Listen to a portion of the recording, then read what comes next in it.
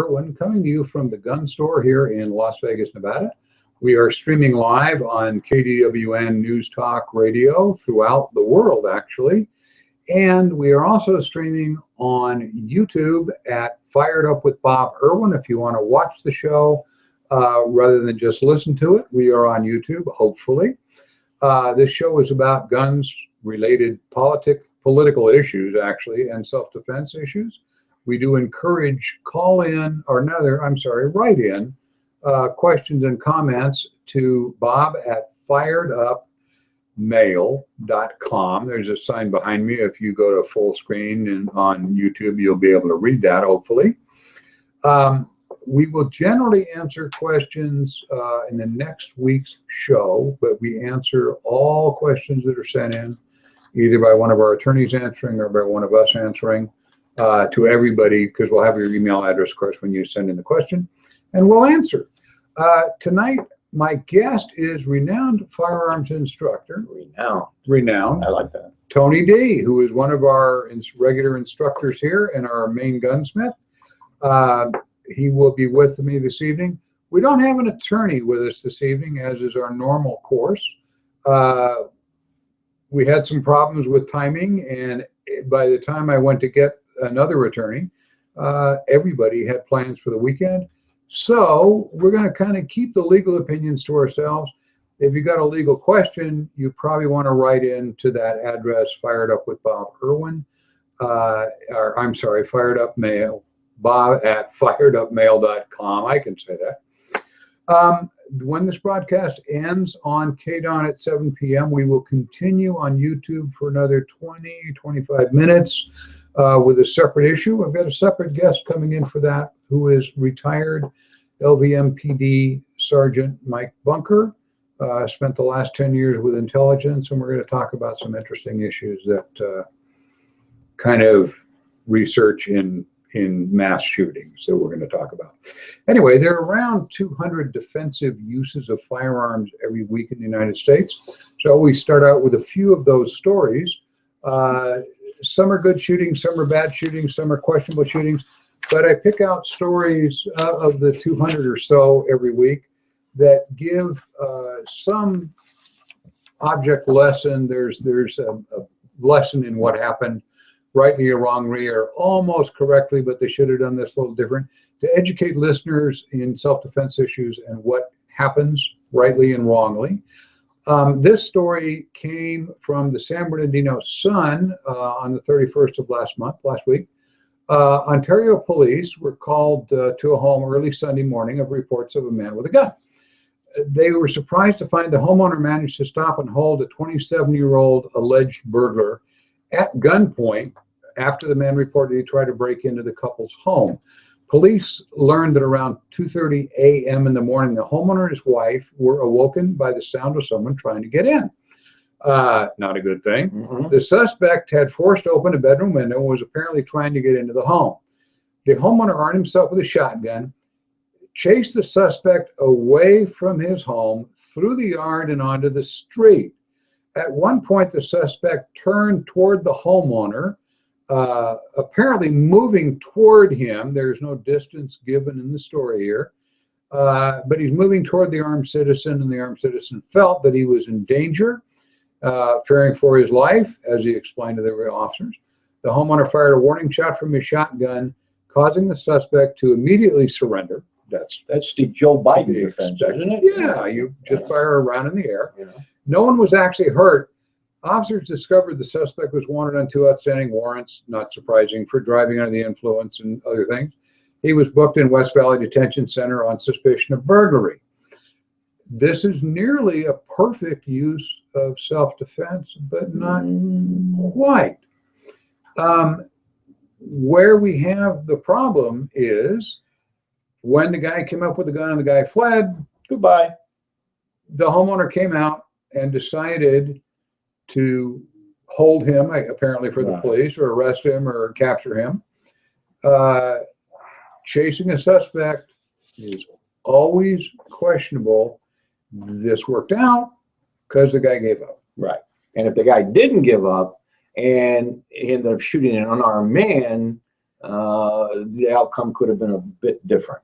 Certainly, because we end up with who supplied the force that brought the parties together. Right. The guy was leaving.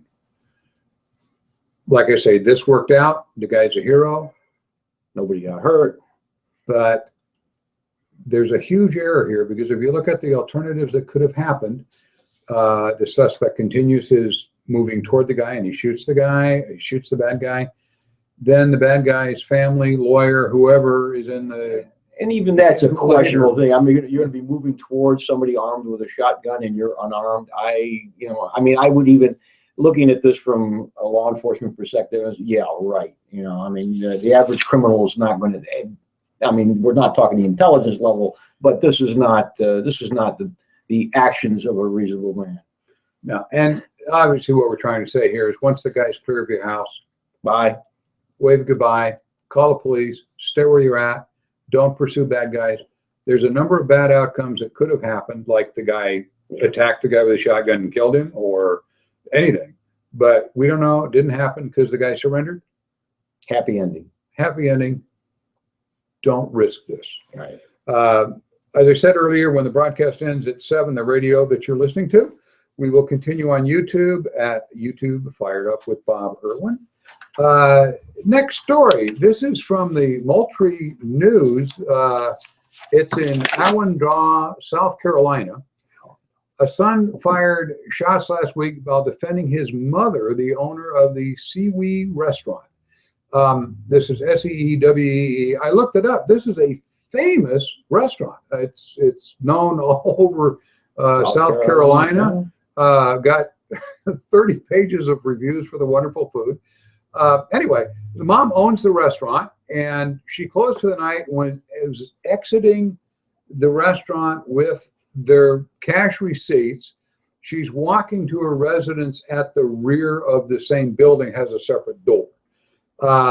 While she's walking back to her house, there was 2 subjects showed up wearing masks. They threw her to the ground and attempted to rob her. During the strong arm robbery, her son exited the house. He was already back in the house she was going to, was armed with a firearm. He shot at the suspects, who then fled without getting any money. He contacted deputies with the name and address of a possible suspect. He recognized the guy, even though he had a mask on. Police went to the home, met with the suspect's girlfriend, who she said she knew he went to Awandaw that night and was involved in an incident during which he was shot. The guy was apparently hit by the gunfire. Suspect was then arrested for strong arm robbery. This is a good shoot. We have, even though the suspects, for all we know, are totally unarmed. The woman is knocked to the ground. Is she in danger of suffering great bodily harm or death? Serious injury. Certainly. Is it reasonable for him to use deadly force to defend a third party from great bodily harm? Absolutely. Yes. So it's a good shoot, even though the perps weren't actually armed. And this is the point of this story, why I'm bringing it up, is it really isn't required that the bad guy have a gun or a knife. He can be unarmed. This case wouldn't work in New York. It wouldn't work in Connecticut. It very likely wouldn't work in California as being a valid defense, because they would simply come back and say, well, the woman wasn't killed, therefore he shouldn't have fired. When you're in these highly litigation-prone states, this may come out a little bit different, but in general rules, when you're defending a third party, first, that you know what's going on. He knew who the victim was. It's his mom. So he can tell, even though he comes in the middle of this, that who the good guy is, who the bad guy is. So that part's fine. Third parties get really dicey when you don't know who the players are. We got another one coming up that deals with that. But anyway, this is a good shoot. And it's another example of no honor among thieves. I just wonder, did they ever get the other guy, the other suspect? It didn't say in this. And we may have a follow-up on it later on when this fleshes itself out. Some of these stories, I'd like to do them after they're adjudicated, really, to make sure everything went where it does. This one didn't go that far. but it was a great example where you can actually shoot somebody or use deadly force. Your life or life of innocent third person. When there isn't a threat of great bodily harm to you, and it's a third-party defense. But this one fell in those cracks where it is reasonable to do. But not in class, we always say you got to be very careful when you make that decision, because if things go wrong and you're killed or somebody else is hurt or injured, you have to take the responsibility for your action. You can do whatever you want, but you have to take the responsibility for your action. In this case, it turned out well, but in many, many other cases that we've known about, the outcome wasn't that one. Third-party defense is very difficult, dicey, and shooting at people who were not clearly armed with a deadly weapon are dicey. We got through both of these in this case. Right, and they both squeaked by. Luckily, they're not law enforcement, they're not bodyguards, they're not executive protection. When it comes to innocent third persons, you really have to be careful. Yeah, that what's going on. That's really the issue with these. And in this case, of course, he knew the parties, so that's all well and good. I would like to remind the viewers that here at the Gun Store, we do teach free concealed carry permit classes every Monday, Wednesday, and Saturday. You can sign up on our website, thegunstorelasvegas.com, our new website, which is now up. We've been without a website for a while, and it finally is up working. Or you can call the store at any time you want. The number's all over the place, 702-454-1110, and they will get you signed up for the class. The class itself is free. We only charge you for the qualification ammunition. You don't have to get a concealed weapon permit to take the class. You can just take the training so you know what's going on in these types of situations. And I've had a lot of people actually come through class, and after the ramifications of the use of deadly force, a lot of people would say, this isn't for me. I'm glad I took the class, but I really don't want it. Yeah, there is some downside to carrying a gun, which is you're responsible for your actions. Yes. And if you're not comfortable there, that's your call. And there's a lot of moral, ethical issues too. If people, they don't find it never comes to their mind that they may actually end up taking someone's life. And that's one, and I interviewed one woman, and she said, well, she goes, I want to buy a gun, and she had been raped. And after I talked to this woman about 5 minutes, I realized she shouldn't have a gun. And I said, if you have to shoot someone, you may end up taking someone's life. She goes, I can't do that. And I said, you couldn't shoot the guy who beat and raped you. She goes, absolutely not. She goes, human life is too precious. I said, what do you want a gun for? She goes, insurance. I said, insurance is that if you can't pull the trigger when you have to, that gun's going to be taken away from you and used against you. She said, I never thought of that. And we ended up selling her a taser because at least if the taser's not used against her, it's not going to kill her. So, I mean, it was really, and a lot of people, it never enters their mind. It really doesn't. Yeah, and that's a great thing. There are other devices you can use to increase your ability to defend yourself, what we call in police work force multipliers, that are legal to carry, especially here in Nevada. Pretty much everything's legal to carry. Even now, automatic opening knives are legal to carry. Most places. Most places. Want to get into still that? got some rules there, but it's a lot. This is a story I like because it's backwards. This was caused by the suspect being apprehended, and then they go looking for the crime. This is in Birmingham, Alabama, on the 28th of last month. A 23-year-old armed robbery suspect was dropped off at Princeton Hospital Thursday evening after being shot by the person he robbed, leading police to the earlier crime. As is protocol, when someone is admitted to the emergency room with a gunshot wound, officers were called to the hospital when this man showed up, according to Birmingham Police Department Lieutenant Irwin. Hey, relative? Yeah. Not that I know of, okay. But, I just had to throw that in. Yeah. Back years ago with the constable's office, I used to be Lieutenant Irwin, so, apparently this is my cousin. Witnesses at the hospital stated the man was dropped off by another man in a gold Chevy Cavalier, and Birmingham police began searching the area for the car of the man who dropped off the shooting victim. They located the vehicle with gunshot damage to it and blood in the seats. They also located another 23-year-old man who matched the description the witness gave of the guy who dropped the first guy off at the hospital. Amazing how this So- stuff comes together. About 10 minutes before the shooting victim was dropped off at the hospital, the two suspects had approached a house in the 900 block of 21st Street, asked the owner if they could borrow some money. Sure. When one of the robbery victims pulled out his wallet, the suspect pulled guns and then demanded the victims hand over their cash. One of the victims gave the suspect his money. Don't want to hurt anybody over objects, right? And then the victim began shooting at the suspect's Chevy Cavalier as they drove away. Oops. It turns out that one of the suspects was hit, prompting the driver to drop his partner off at the hospital and drive away. At least he took him to the hospital. Usually they drop him in the nearest sewer or trash can or dumpster. Anyway, the suspect who was shot is still in the hospital with life-threatening injuries, and charges are pending against the suspects. According to Lieutenant Irwin, at this time, it doesn't appear that charges will be filed against the shooter. Now I know he's a relative. The headline of the story, actually in the press, read, "This was an armed robbery victim shoots suspect as he tried to get away with the cash."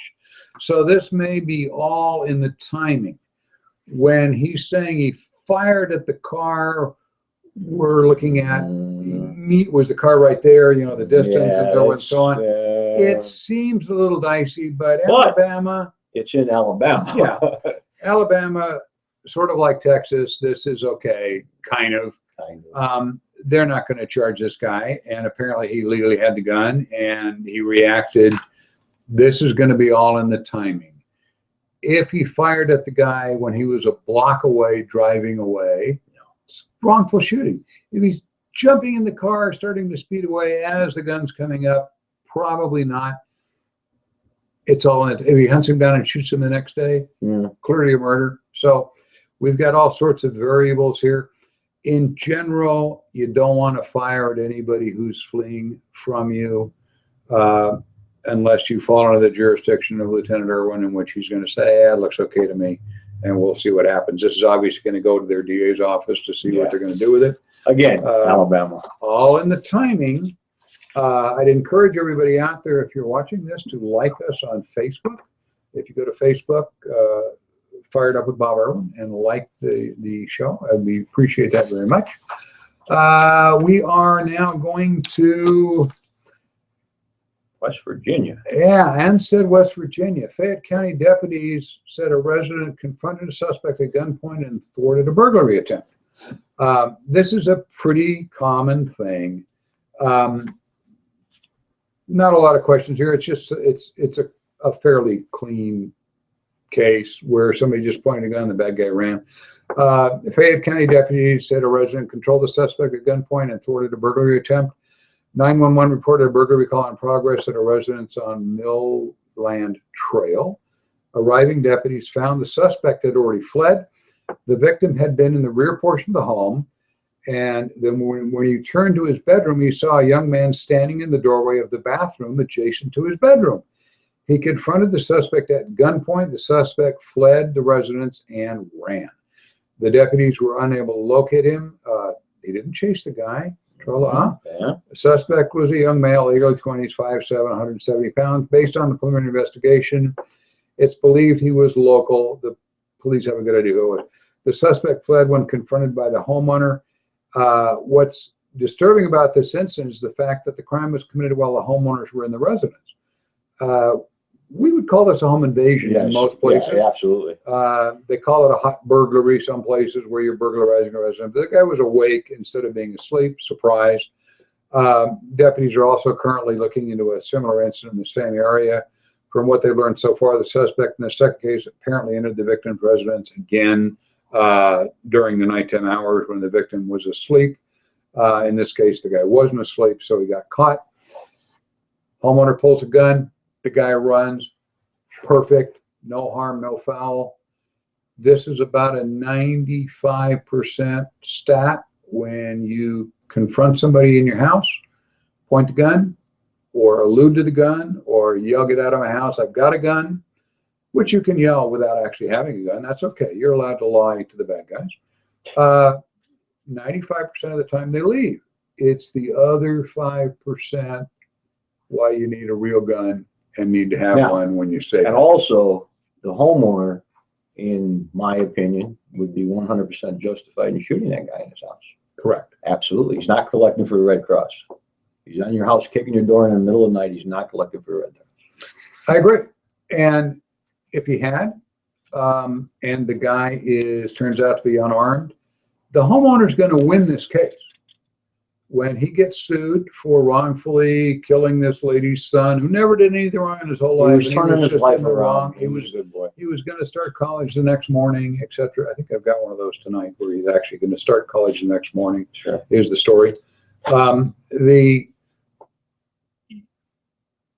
The simple thing to explain to people is when you shoot somebody in your house, under the best of circumstances, it probably cost you $200,000. Yeah. Because you're going to have to defend this in court when you're sued. If the guy's dead, you got a bigger defense. You got to look at criminal charges. You got to beat and make sure the jury acquits you, which requires a lawyer and so forth and so on. It gets more and more and more complicated. If you have the ability to just let the guy run, let him run. These cases never end with the lawsuits and so forth because somebody will think you shouldn't have shot this guy, and away you go. We are now going to talk. This is the San Jose Mercury News on the 2nd, 3 days ago. El Cerrito, California, an Oakland man was shot in the head before he was arrested on suspicion of attempting to burglarize a home Wednesday morning. Officers responded to a burglary at 11:13 a.m. An 85-year-old resident armed himself and met face-to-face with two alleged burglars after they entered his home by breaking the back door. The resident shot the suspects, who immediately fled the area. The resident waited with his neighbors until police arrived. Officers located one of the suspects, 34-year-old Oakland man, at the BART station. He attempted to run from the officers. They chased him down, caught him, found he'd been shot in the head. They kept him alert till medical crews arrived. The suspect was transported by ambulance to the hospital. He's listed in critical condition. Second suspect has not been located. Police said, the witness said the suspect's getaway car was a white or gray sedan. That'll help. This guy, the shooter here, is 85 years old. Wow. And these two guys busted in his back door in the middle of the morning. Fortunately, he had a firearm available. He fired at them right off the bat as they came through the door, and very likely saved his life by doing this. These are horrible situations, and the guy was apprehended from the description. California, I thought didn't they have really tough gun control laws in California? And well, probably the guy's going to crime-free utopia there or something. Or? Well, this guy's from El Cerrito. The bad guy was from Oakland, which is the next town over. That they apparently were going into an area where they thought they'd find better stuff than you find in a house. Shot him in the head. No vital organs, obviously. I'll do the jokes. Right? Okay. We should be getting close to a news break here. According to my clock, we got any music in our ear yet there, Mr. Engineer? Nope. Well, we have. You going to talk about our lead-free? We're officially lead-free here. We are a lead-free range now. If you go to shoot your gun or practice or rent a machine gun, we are a lead-free range. So we don't poison our employees or your children or you. You tell me what. We still have a restriction on little children to some extent, and pregnant women because of the noise factor. Because guns are allowed inside of concrete, but we are very safe as far as lead goes. Our last lead inspection, we actually have less lead in our indoor range than is in the air outside on Tropicana Avenue. So if you want to breathe some clean air, come into our range, and you can breathe some clean air. Now that's a good thing. ranges have lots of problems with lead, and the vapor in the range is a constant hazard. When you shoot in a range indoors and you see the cloud of gray smoke in front of you, that is not gunpowder burning. Smokeless powder is smokeless. The smoke is clear. You can see right through it. What you're seeing in the gray in the air you're seeing is vaporized lead, that if they don't have proper circulation and so forth of the air you breathe in, and it can cause serious problem. My associate here worked in a range in Rochester back before they knew about lead being a problem. Well, big issue with that. He I told you wrap it up. They're already on. okay, well, that's okay. We're still on, got to wrap it up. We wrapped it up. We are gone on the radio to commercials. We are here on YouTube without the commercials. So this is, well, we're talking about lead. That's a good thing to talk about on the break from the radio, guys. About half of you are listening on the radio and half of you on the internet at the moment. It's a constant problem. When I was first in ranges, we had the same problem. Nobody knew about lead. And we have put in now, there's no way to scrub it out of the air. The NRA will argue that you can, but it's so expensive to do that. It's a lot easier just not to have lead in the first place. And lead-free ammo is available lots of places. The only thing we can't get at the moment is lead-free 22s. So we don't allow 22s in our range because we don't have any lead-free ammo, but anything else you can shoot in here. When you qualify with your gun, if you want to shoot your 22, you'll have to shoot one of our guns. It's either a 380 or something to do the qualification. But currently now, it doesn't matter what gun you shoot. You have to only qualify with one gun in Nevada, and you can carry any handgun in Nevada with a few exceptions like the sawed-off rifles and things. But it's lead is a real problem. We had a big problem with in our department back in the day, and several of my instructors, and myself included, were very, very affected with lead poisoning. And it takes a long time for it to dissipate out of your system too. And I still, I know, well, my senior range master, he just died, and I still think that the lead had a lot to do with it. He would be sweeping the range with a cigarette in his mouth, and now you're getting all the lead particles vaporizing on the tip of a cigarette. That's the reason we don't. That's the old days. You get lead on your fingers, and that the lead gets on the cigarette, and you eat it. You put it in your mouth, and the lead gets into your system. So there's a lot of protocols that people don't understand why we're doing it, but that's the reason. It's to keep you from getting lead poisoning. And I've had experience with other instructors that we've hired that, and almost always it's an ex-police instructor that started his career when you and I did. Yep. And I'm deaf today because we used to stick 9mm cases backwards. 38 cases. We didn't have 9mm back then. We stuck 38 brass in our ears. My ears hurt. They fit better. They're tapered. You know? But it deadens the noise a little bit, but actually it's like putting a cymbal in your ear. It makes the vibration of the sound worse. Good hearing protection. Mandatory. If you shoot a lot, get earplugs, earphones that are good earphones that cut the sound. There's nothing that gets that point across than watching a meeting of old range instructors, and we're all yelling at each other because nobody can hear anything. It's pretty bad. You lose certain tones you'll never hear. High frequencies, always high frequencies. That's why I always put my wife on my left side, because the first thing you have is high frequencies, and women's voices are always higher.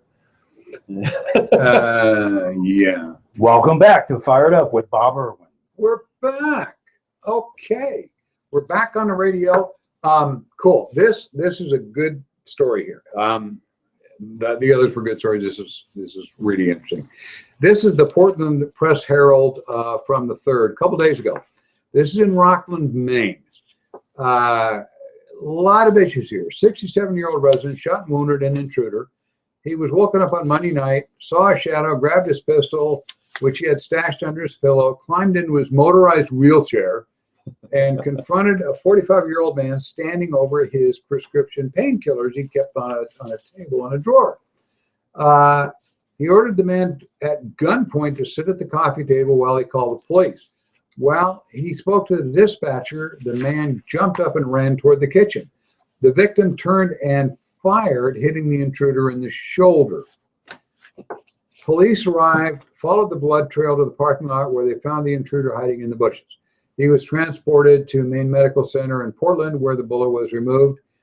The intruder appeared in Superior Court on a felony charge of burglary, as well as counts of refusing to submit to arrest, attempting to steal drugs, attempted theft. He's on probation for domestic violence already. Motion to revoke his probation is being held shortly, which will probably send him to prison for more than 2 years just on the probation violation, because he's doing drug burglaries while he's on probation. His bail was set at $25,000 on the burglary charge. That seems pretty straightforward. The victim turned and fired while the guy is running toward his kitchen. Here's the complication in this case. This is a 67-year-old guy in a wheelchair. He is very disabled. The intended victim said he got the gun on Monday. This happened on Monday night.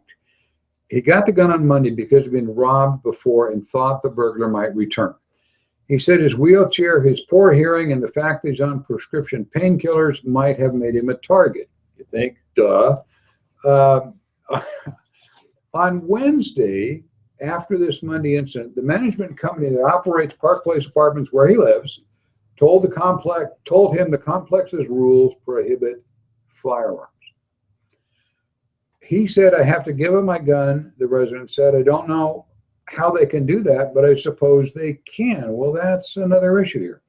A spokesman for Stanford Management, which manages the Park Place Apartments, and about 1,500 other subsidized housing units in Maine, just in the state of Maine, said the complex does not allow firearms.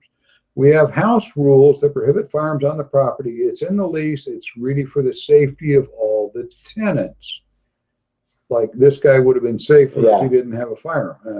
The NRA jumped in, of course. Their spokesman who runs their whatever it is in Maine for NRA said it's an outrageous turn of events. We have a gun owner being victimized twice within 48 hours, once by the burglary and now by his landlord. There is some Maine case law on this, but it deals with a veteran in VA-supported housing.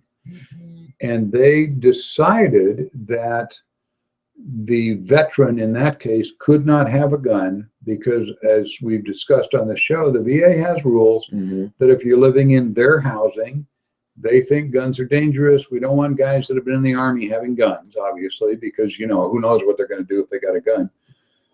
Anyway, that was another old guy. He was in his 80s, and they told him he couldn't have his gun. So, but this one is a civilian subsidized housing from Social Security. Yeah, so here we go. We've talked to you about Social Security attempting to do the same thing as the VA is doing, saying that if you're in their housing, they play by their rules for your safety. But the also difference here is Social Security doesn't own the building. They only give the guy Social Security payments. This is a private apartment building. Before, in the VA case was held, the government has the right to make the rules because you're a ward of the government. This guy is only receiving Social Security benefits like most of us over 60. But they're saying, because this is a private thing, that he must abide by their rules. He's saying, the NRA is saying, the Second Amendment says he has the right to keep and bear arms, and they are taking away his ability to defend himself. And it ain't the VA. They're not paying for his housing. He's only getting it is Social subsidized, Security. and they're subsidizing it, and it is in the lease. So if he did sign it and it is in his lease, then he's given up his rights, you know, to live there. it's going to go to court. It's got to go to court. This is becoming a big case. Yes. There's several gun groups have jumped in on this, and it's going to be an interesting case whether a private landlord can decide that you can't have guns in his building. There's case law the other way on this also. True. So the case currently, the case law in Maine leans toward the association is going to be correct, that he can't have guns. And he can simply take his Social Security payments and whatever else. He's paying his rent out of his Social Security payments, but it's not directly subsidized by Social Security. This is a privately owned building. So they encourage people with Social Security benefits to rent from them because they know they have income and they're going to pay the rent. And it's probably deducted automatically and so forth and so on, but it's not really a Social Security owned building. It's private. So we are extending. I'd like to see the follow-up court litigation on this one here. This is going to be all the way to the Supreme Court. It's going to have to. Because there's going to be some big ramifications of this if it, it is a constitutional right.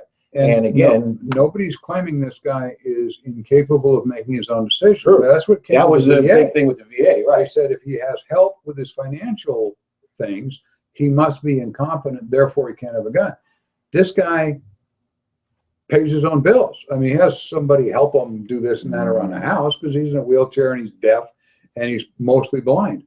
So, but that doesn't say he's not competent to manage his own affairs. So this is going to be an interesting issue. If they win this one and this guy loses his gun, we're in a world of hurt. And unfortunately, we've got a Supreme Court that God knows what they're going to do.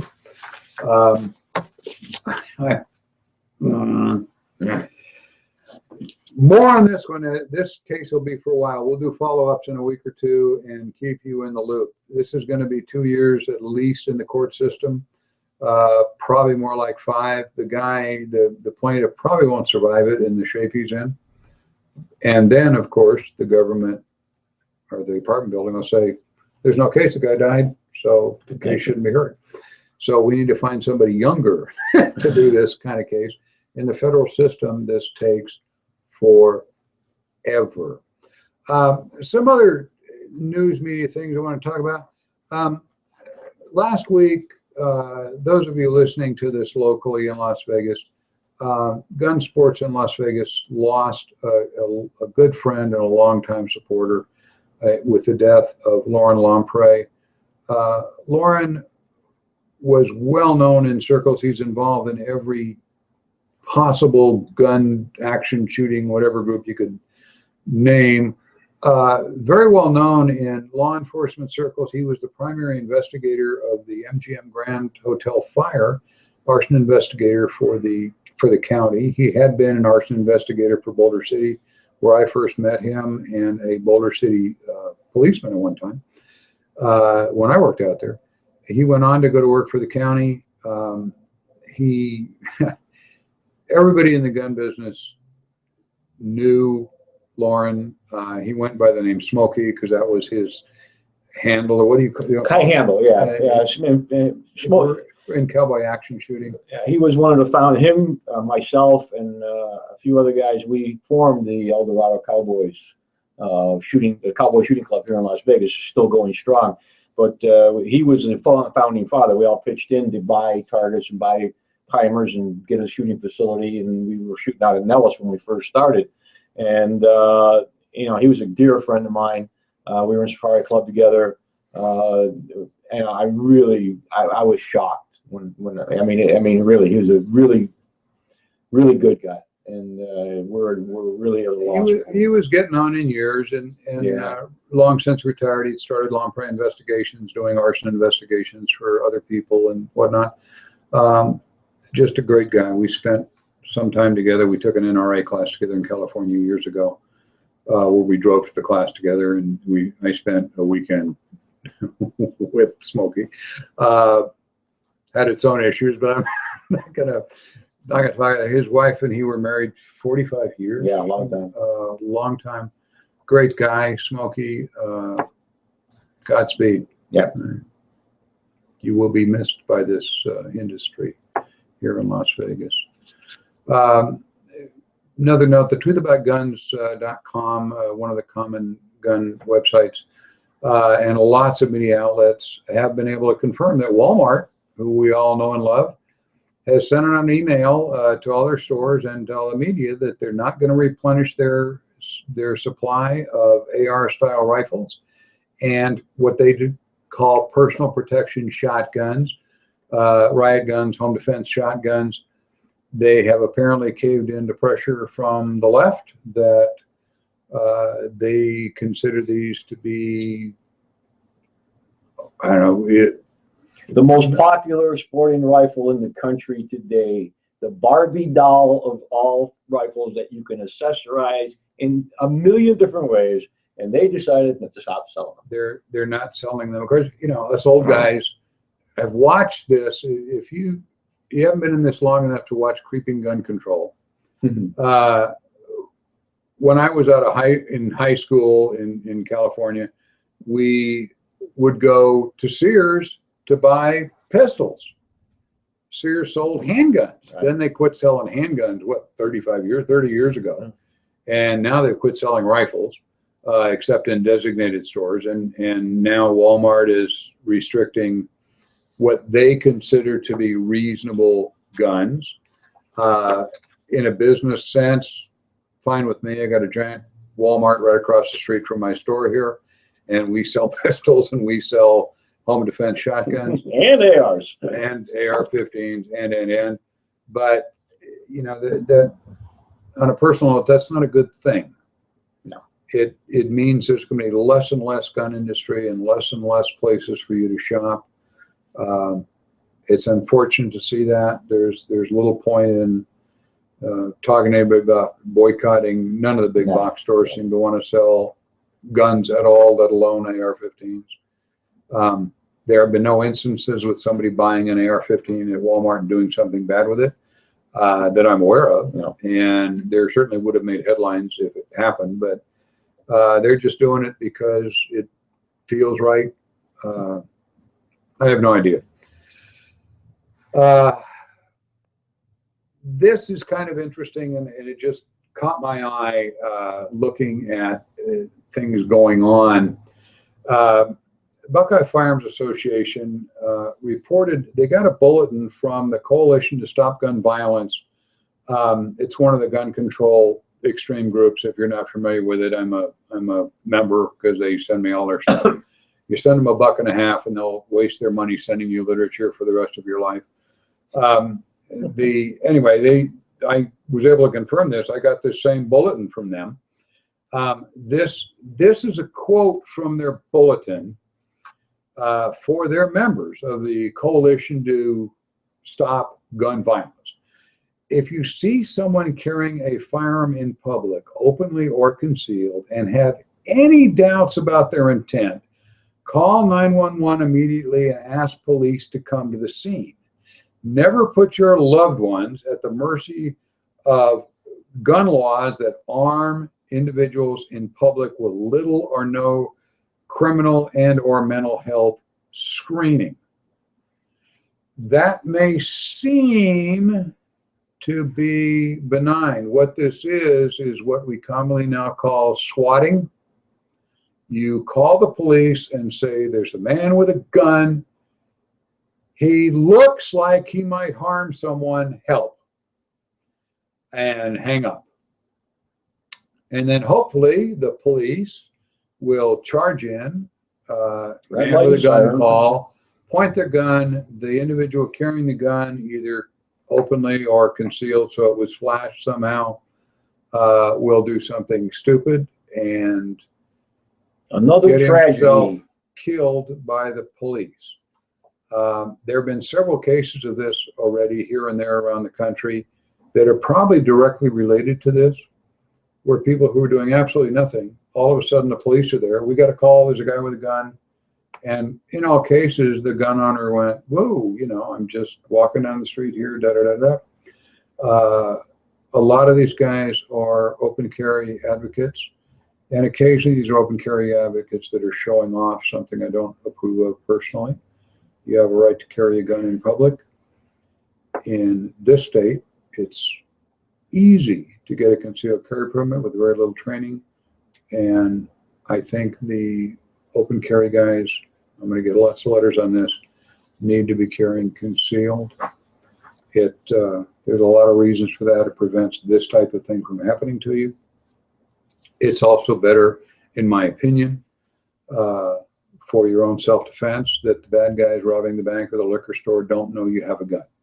Because if you're carrying openly, they're going to walk in the door and they're going to shoot at you right off the bat, because you become the enemy. So but the swatting thing is a real issue. If you're carrying openly and the police suddenly show up screaming, get on the ground, Get on the get ground. on the ground, keep your hands away from everything, explain to them that you're just walking down the street with your gun, or you don't know how they saw the gun because it's under your coat or whatever, but that happens, when you bend over, turn or whatever, it flashes guns at people. And if it gets one of these guys who is an anti-gun guy, he's going to say, my God, the guy's here and he's got a gun and he was waving it around. They'll exaggerate it somehow or other to get the cops antagonized. And here we go. So look out when this happens to you. Hands in plain view. Don't start explaining your constitutional rights. Show them your hands. Do what they say.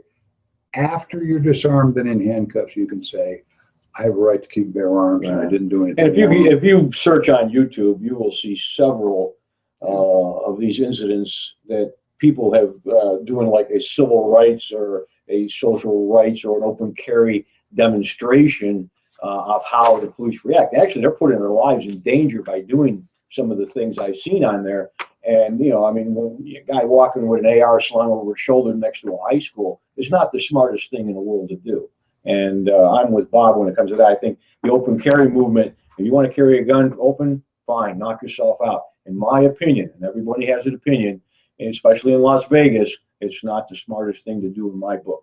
And I catch some heat in it from classroom. It's America, it's constitutional right, blah, blah, blah. Fine. You want to do it, knock yourself out, but be prepared to take some heat from it if you're confronted by the police who stick a shotgun in your face. Got to realize how it looks to the police. The police are getting shot at all the time. We just had another officer in Las Vegas shot day before yesterday.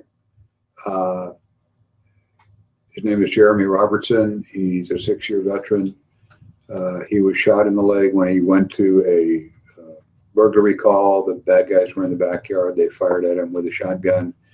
And apparently he was hit with an AK-47 round from what I have discovered. We're still not getting a lot of information because it's currently under investigation. We wish the officer obviously a speedy recovery and hope that he can come back on duty eventually. It's going to take some time.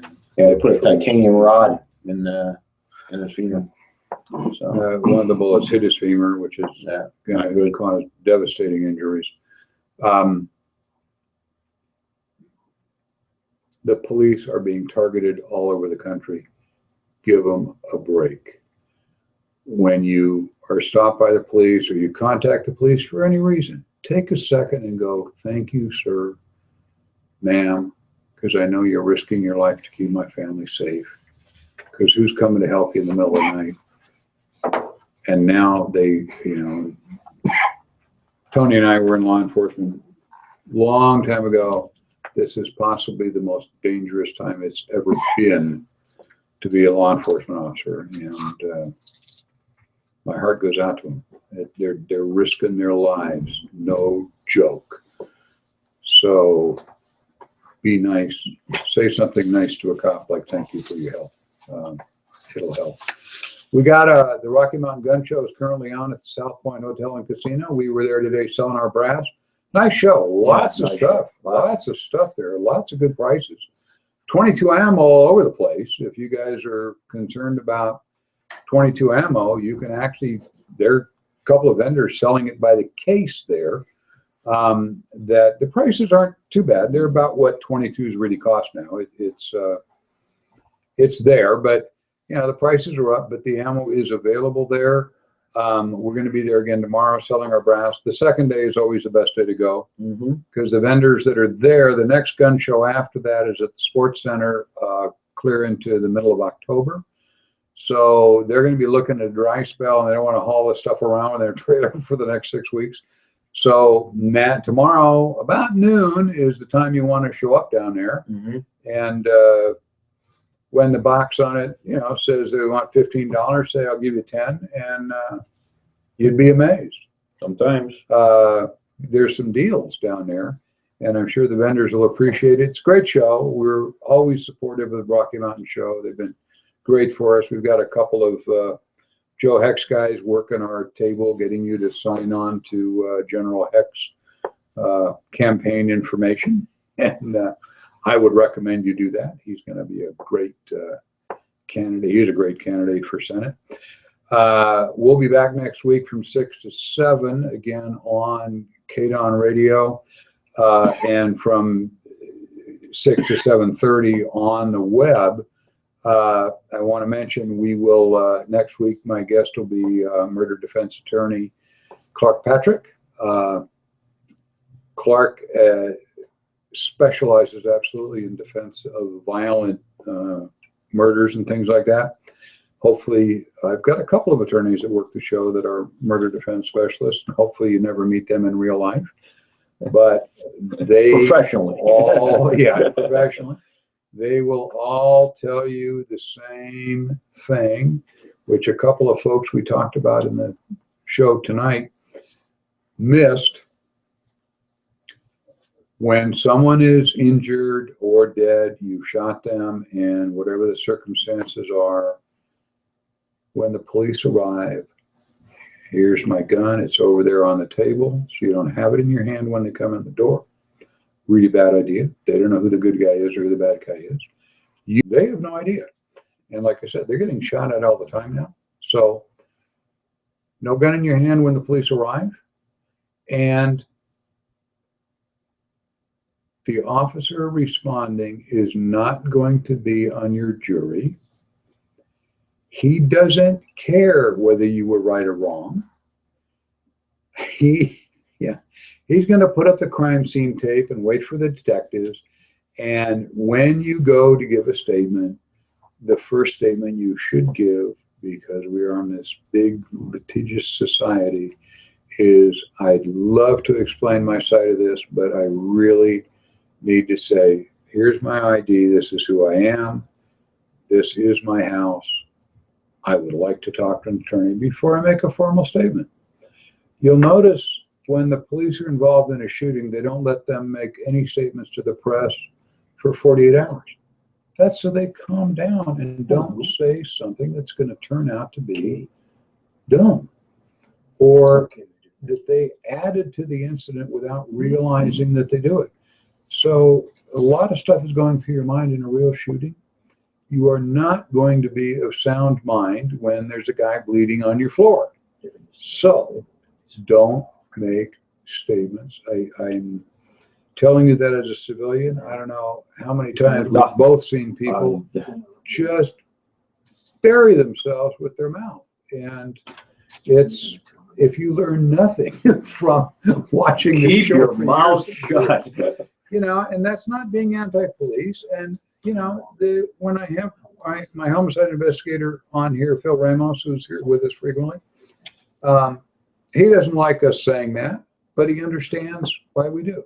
The police job is to solve the case, not to decide if you're right or wrong. So while you're wound up on all this stuff, keep your mouth shut and just say, I'd love to chat with you. Let's go down to the station and I'll chat with you. They're not going to matter what you say. They're not going to give you a free bullet and go, have a nice evening and walk away. You're going to be talking to the police for the next 12 hours at least, free coffee and so forth, but detained until they find out what's going on. So do it comfortably at the station. Your attorney will be there, or a public defender will be there, and they will set you on the right course. Okay, we are off of Fired Up KDON Radio. So you guys get to watch the switch here while we switch guests. Tony, thank you for My coming pleasure. in. See you tomorrow. And yeah, have a good evening. Yep. And we're going to get, can you flip that fan on that's right there? On? Yeah, because it's, I forgot to turn it on, and that, you can just set those on the papers there. This is the inside scoop, what really happens on the air, folks. We're doing all kinds of stuff here. Right. For those of you who are staying with us on the web, this gentleman to my left, rather large gentleman to my left, is Detective Sergeant Michael Bunker, late of LVMPD. And I asked him to come in for a particular reason to talk about a problem we have. We were having lunch last week, and I started talking about this issue, and he is very up to speed with it. So I thought I would bring him on to discuss it on the air, to which he graciously said, yes. You're buying lunch, is what I said. That is actually what he said. Years ago, when I used to do a lot of ride-alongs, this is for the video audience, he kindly let me ride with him. He was the detective sergeant for swing shift. And on Friday and Saturday nights, and we got to go to every crime scene of any major, lots and lots of shootings and things. It's where I got a lot of my background in what crime scenes look like and how things are handled. An amazing education if you ever get opportunity.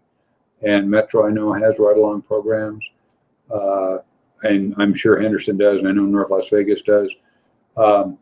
Take the opportunity. If you have a friend in the department and like to see what police work is really like, it looks entirely different from the inside of a police car looking out than it looks on television. They're tightening up on some of them now because we're getting so many cops shot at. But they never shot at us. What a target. Yeah, well, despite all the jokes between the two of us about we're testing the suspension of the new police cars and so forth and so on, you know, we really weren't. I want to tell you, we never got attacked while we were riding together. This actually comes off an editorial by a reporter for the Northwest Herald in Crystal Lake, Illinois. He writes a blog for reporter issues. His name is Kevin Carver. He's been 14 years with the Northwest Herald, and he and I share a lot of the same views on mass shootings and the publicity therefrom. I don't want to read his whole editorial, but he starts out by saying, I won't name the guy who just got 12 life sentences for shooting people at a theater in Colorado, including a Crystal Lake native that was killed there from the same town this guy writes for. I can't write about these people without making them more famous. I have, as policy, never mentioned the name of one of these dirt bags that decided to go out and kill people on any of my shows in the last 4 years, even though their names and pictures are all over the press, because I've always felt that that creates copycats. It creates people trying to best the number of the previous guy. We've had several mass shooters actually say that. I was hoping to break the record. A motive all of them have, from my perspective, is to get publicity. Some of them put on the cover of Time magazine, of all things. And Rolling Stones. Anyway, back in Metro days, Mike did a lot of research on this because apparently the Homeland Security people and so forth see this as a crime pattern also. And there's a First Amendment issue, of course, with the press. We want to be able to say whatever we want. but it's counterproductive to give these guys publicity. Well, there is documentation and items that show that one mass shooting, one mass suicide, one active shooter with the publicity that's there percolates down, and there is likely to be another one. The information that I've seen indicates that there's an inoculation period of about 13 days before the event starts tapering off. We have a limited view of the events. The news media are so busy in reporting on 1,400 different channels, 24 hours a day, what is taking place, that you just hear it hour after hour after hour, and experts being brought in, people who happen to be meandering through the scene are interviewed, and it is replayed time after time. A lot of the individuals who are involved in mass shootings are in fact seeking publicity. And they are. The guy in Colorado, you watch him mugging for the camera and all the show-off stuff that he did. There's any number of them that have their names have become household names, and that's what they want. They want to be famous. And then the next mental midget who falls into the same psychotic crap that they're all involved in. We're not saying anything surprising here that virtually every one of these guys has been a mental midget of some sort, mental health person. This last guy that killed the reporter and the cameraman on the East Coast, if you remember watching that, the station manager said, we all knew this guy was psychotic. He was an explosion waiting to happen. They tried to send him for counseling. He wouldn't go, et cetera, et cetera. Everybody knew that he was crazy, but nobody called the police. Why? Why would nobody? I realize, Mike, there's precious little the police can do, but you can't even document the individual in a public forum that you were called to the store, the business. You cannot document publicly to any of the agencies that might be able to help. You go there, you handle the scene, you handle what is taking place at that time. Thank you very much. And the police walk away. There's just nothing that they can do unless there is an active event taking place. And if the guy is going off and acting belligerent at the station, well, did he hit anybody? No, he didn't hit anybody. What did he do? Well, he acted irrationally. He screamed and hollered and belittled people. And do something. What are you going to do? There's very little that can do. Then, do you want him off your premises? Yes, you do. Okay, take him off your premises. We're afraid he'll come back. Well, then you need to go and see if you can get a temporary restraining order, or if you can take some other legal action for him not to come back to the premise. And if he does, what happens? He may or may not be arrested. He might just be cited and sent to the court.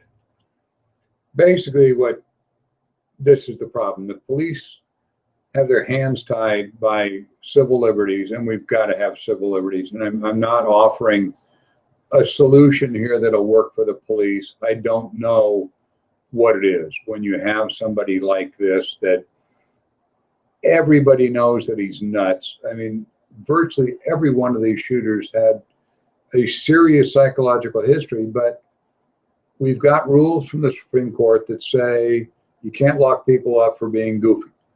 No, you can't. And that's a good thing, because there's whole lot of goofy people out there that are causing no harm to anybody. And if they want to wander around, talking to the birds, they aren't hurting anybody. They aren't hurting themselves. So what danger are they? They have the right to wander around and talk to birds. We addressed this on a previous show about background checks and how many of these guys had purchased a firearm. They passed a background check, even though, quote, like the station manager on the East Coast, everybody knew this guy was explosive. Everybody knew he was nuts. And there's no way to enter him into the instant check system. And the government's working on that, but we've got civil rights on one side that say nutcases, we can't pick on them. We got police who have their hands tied because they can't force anybody into care, which is probably as it should be. Well, there are methods that you can take, but they have to be exhibiting some pretty bizarre behavior before you can do an involuntary committal. And even if you do an involuntary committal, that is only temporary. That is a 72-hour, usually, it can be less, but usually a 72-hour involuntary committal. And after that, go to the court. But there is something that can be done. And it can be done tomorrow. Listen up, media. Is not to give the guy the cover of Time magazine, not to put his Twitter page or his Facebook page on your news media website, not to interview his mom and his kids and his brothers and his neighbors and have them all talk about whatever they want to talk about, whether it's good or whether it's bad. Don't give him the publicity that he is seeking. Yes, you have a First Amendment right to report the news, but you also need to be responsible. This issue, I pulled at these cases of shootings, and if we pulled up and I spent an hour on this show telling you all the burglaries and attempted home invasions and beatings and robberies and rapes that took place in Las Vegas in the last 24 hours, most of you would never leave your homes. You would be completely paranoid, as some of us are who already have that information. But the media has a responsibility to get away from there. If it bleeds, it leads philosophy. And if this criminal psychopath jerk is going to be glorified by other criminal psychopath jerks, press, don't report it. Don't put him on the cover.